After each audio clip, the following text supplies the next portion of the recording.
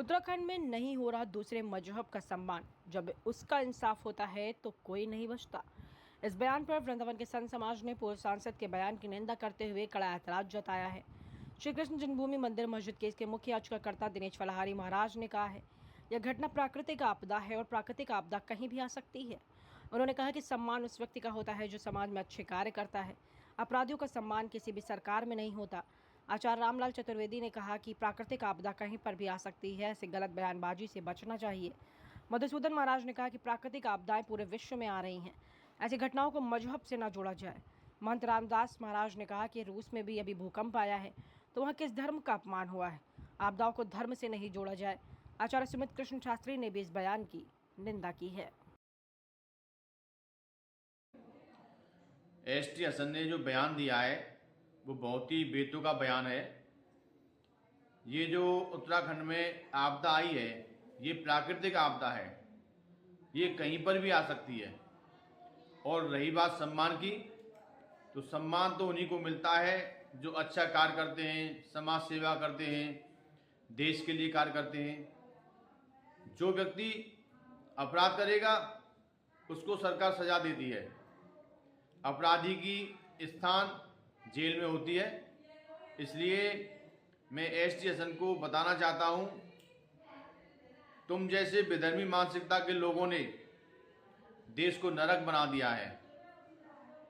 उत्तराखंड में जिस प्रकार गौमाता का कत्ल हो रहा है, जानवरों को मारकर खा रहे हैं, ये वही लोग हैं जो विधर्मी मानसिकता के लोग हैं। ऐसे लोगों की वजह से ही ये आपदा आई है। मेरा तो यही कहना है कि जो व्यक्ति देश हित के लिए नहीं सोच सकता तो कम से कम अपनी जबान पर ताला लगाए। हास्यास्पद है, इस प्रकार के बयानों से बचना चाहिए।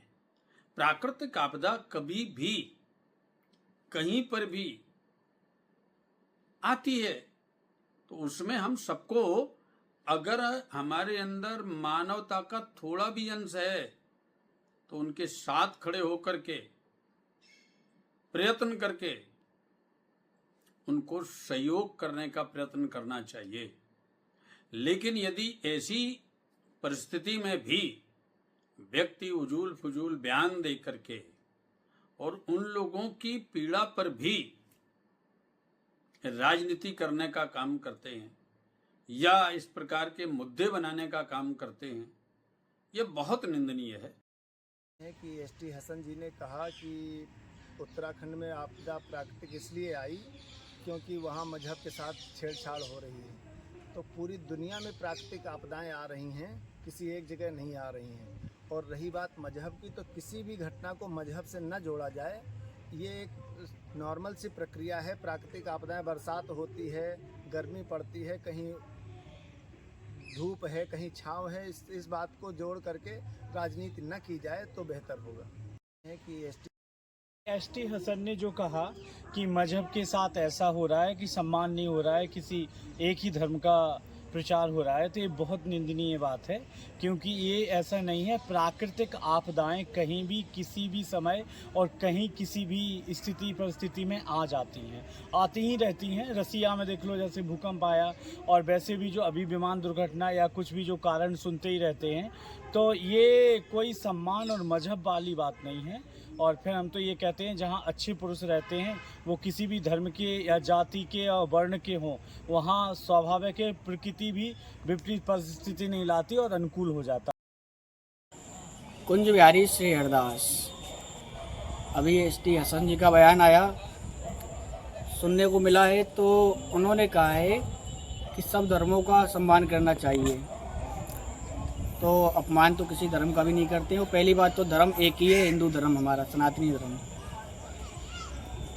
आपने ये शब्द बोला है तो उचित नहीं बोला है, क्योंकि वहाँ पे अनेकों प्रकार के लोग जाते हैं और वो दिव्य स्थल है। वहाँ पे भोलेनाथ जी हमेशा विराजमान रहते हैं हिमाचल नगरी में। और ऐसा हुआ है, वहाँ पे काफ़ी लोगों के घर बह गए, काफ़ी लोग